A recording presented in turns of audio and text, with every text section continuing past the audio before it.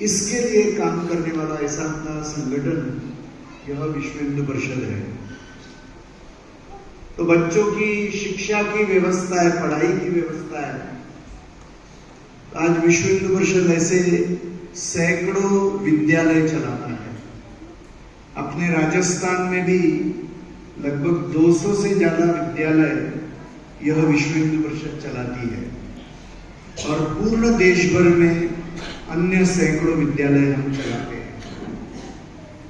छोटे बच्चे अपनी पढ़ाई के लिए जाएंगे तो उनको रहने के लिए छात्रावास चाहिए, हॉस्टल चाहिए, तो वह भी सैकड़ों की संख्या में विश्व हिंदू परिषद यह चलाता है।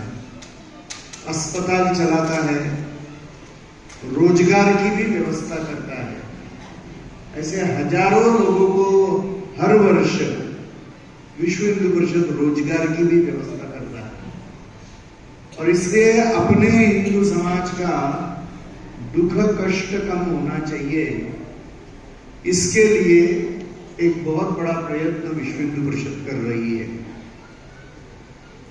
मगर मुख्य काम हमारे धर्म की रक्षा है।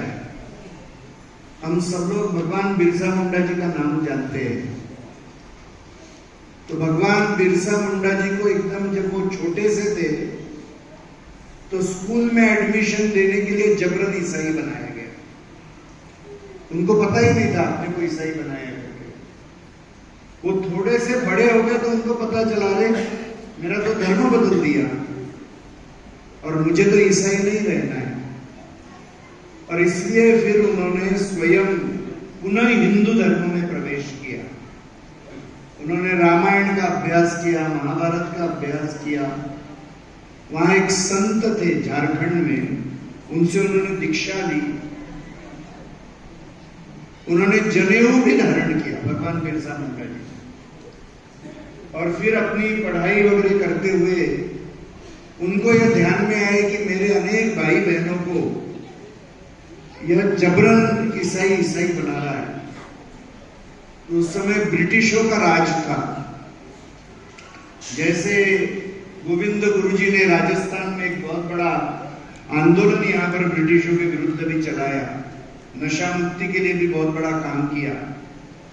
तो ऐसा भगवान बिरसा मुंडा जी ने भी वहां पर ऐसा ही, जैसा आपने तीर कमान अभी भेंट दिया मुझे, वैसा तीर कमान हाथ में लेकर एक बहुत बड़ी सेना खड़ी की। और हमारे समाज को आप ईसाई नहीं बना सकते, ये कहकर एक बहुत बड़ा युद्ध वो लड़े।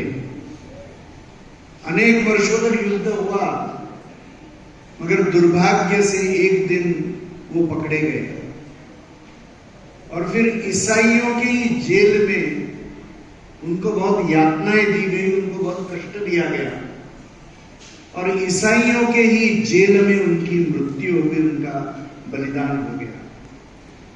हमको ये सब बातें इसलिए ध्यान में रखनी चाहिए क्योंकि आज अपने भी क्षेत्र में, इधर ही नहीं अन्य जगह पर भी ईसाई वापस सेवा का नाम लेकर आता है।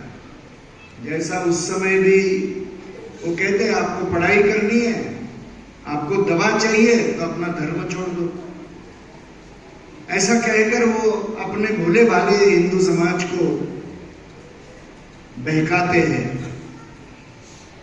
मगर हम भगवान श्री कृष्ण के जन्माष्टमी के दिन यहाँ पर बैठे हुए, भगवान श्री कृष्ण के जीवन में हम देखेंगे कि जब भगवान का जन्म हो गया तो अनेक राक्षसी शक्तियां उनको मारने के लिए आने लगी और उसमें एक राक्षसी आई, उसका नाम आपको पता होगा, उसका नाम था पूतना। ये पूतना बहुत सुंदर स्त्री का रूप लेकर आई, बहुत सुंदर महिला का रूप लेकर आई और उसने कहा कि अरे भगवान श्री कृष्ण इतने छोटे बालक है, मुझे तो ऐसा लगता है इनको मैंने दूध पिलाना चाहिए, मैं मां बनकर आई हूं, ऐसा उसने कहा। तो सबको लगा अरे देखो कैसी महिला है, ये तो भगवान को दूध पिलाना चाह रही है, इसका मातृत्व जाग गया। मगर भगवान जानते थे कि ये मां नहीं है, ये तो राक्षसी है, रूप बदल कर आई है और दूध नहीं पिलाएगी, दूध में विष पिलाएगी। और इसीलिए भगवान श्री कृष्ण ने उनका वध कर दिया। जब उनको मार दिया भगवान श्री कृष्ण ने, तो उसका सुंदर स्त्री का रूप चला